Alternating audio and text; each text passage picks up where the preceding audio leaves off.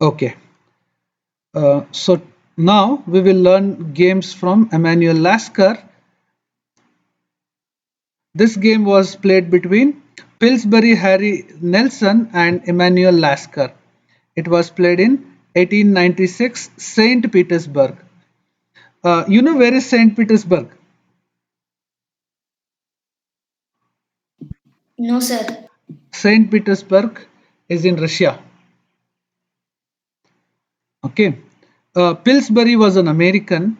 I think he born on 18 probably 1870 or something, but he died earlier.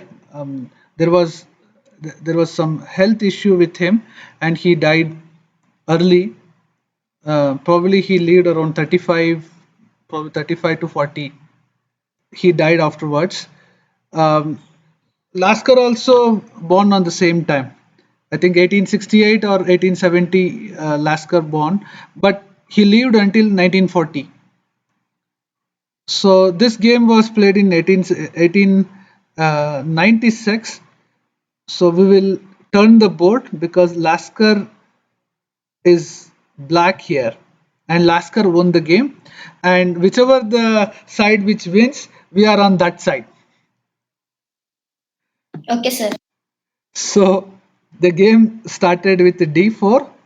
Black played d5. White played c4. Black played e6. Which opening is this? Queen's Gambit declined. Decline. Yeah. So white played knight c3. White developed his knight. Black played knight f6. Now white played knight f3. Both white and black developing their pieces. There is not much to talk about now. And now this opening, black converted into the Tarach opening with c5. He converted QGD into Tarach opening. White played bishop g5, pinning the knight on f6. Black now took the pawn, c takes d4. White took the pawn with the queen, and black developed the knight, attacked the queen, and white played queen h4.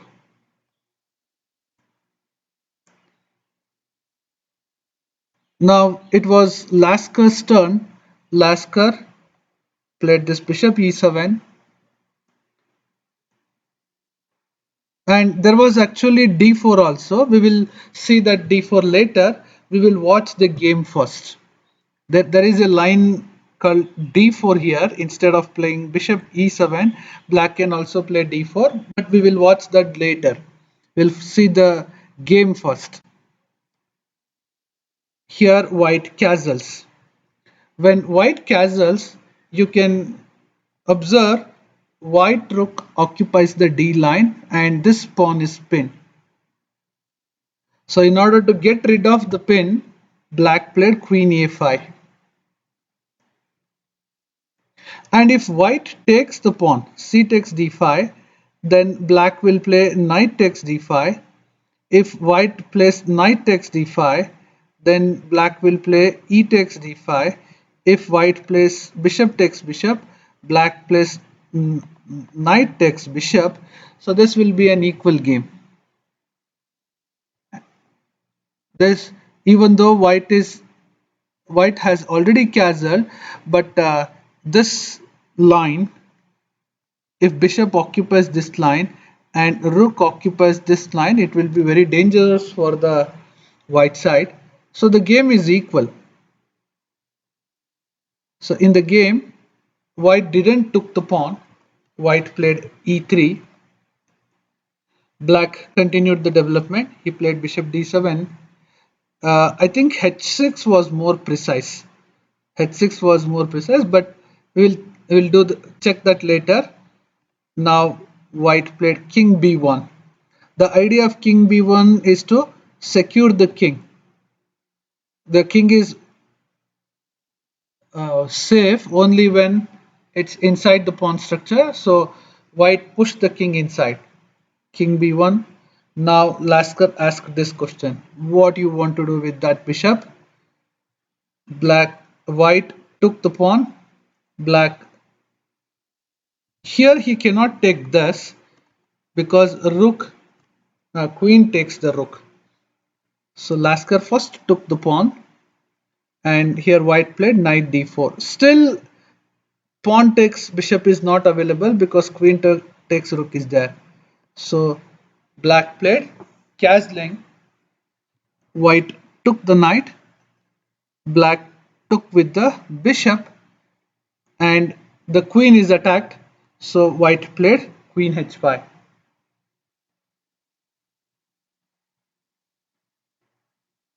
So if you check the board now, this bishop is still inside, whereas development in the black side is completely over. Rook to rook connection is given. When rook to rook connection is given, you can say the development is over. Whereas in the white side, still one more piece is inside. So that's one difference. The other difference is that this pawn is weak, whereas white has all the pawns supported. And the other difference is that because the white king is here and we have the same color bishop, in future white king can be attacked with the bishop. Now it is black to play, and black played knight takes knight. White played pawn takes knight. Now there are two attackers. Just one defender. So black played bishop to e6 to support the e6 pawn, and white played f4. Now the idea is to play f5. Black played rook c8 and white played f5. Now whenever you play f5, what do you expect from your opponent? You will expect him to move that bishop. But chess is so complicated that there are still other factors available, and there are many ways you can solve a problem. So here what black played was, instead of moving the bishop, he played rook takes knight.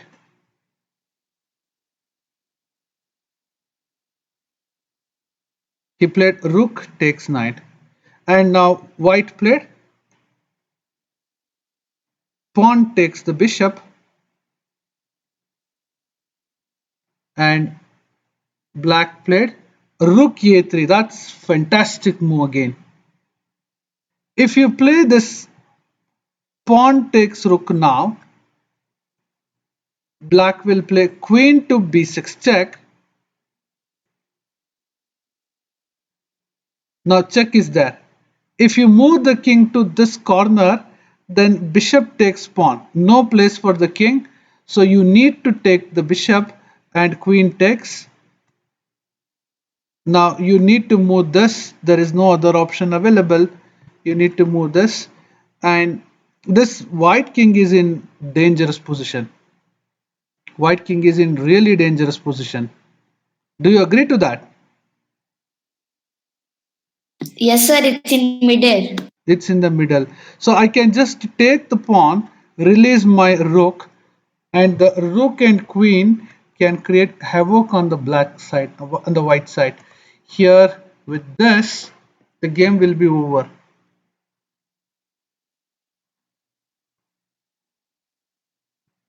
You compare white king with the black king. Black king, you check how safe is the black king.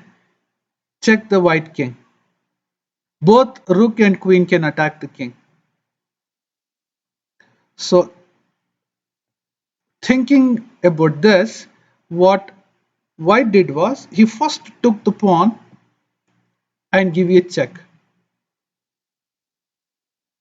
Here black played rook takes f7, and now white played pawn takes rook. Black, as planned before, he played queen to b6 check.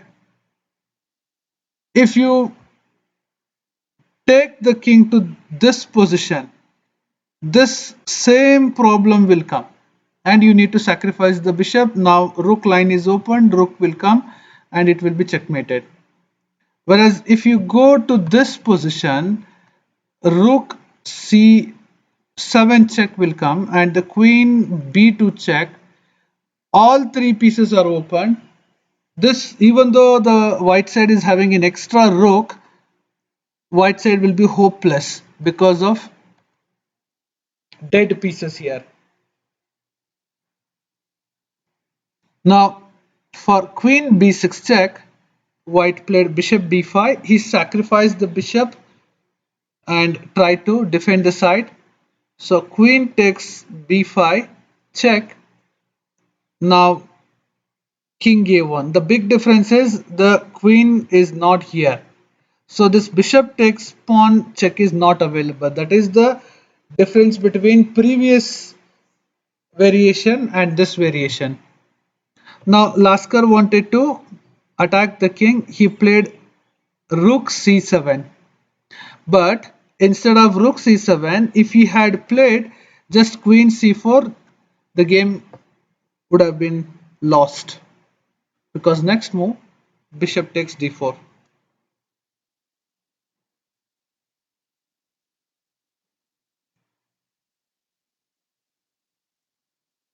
So here in the game,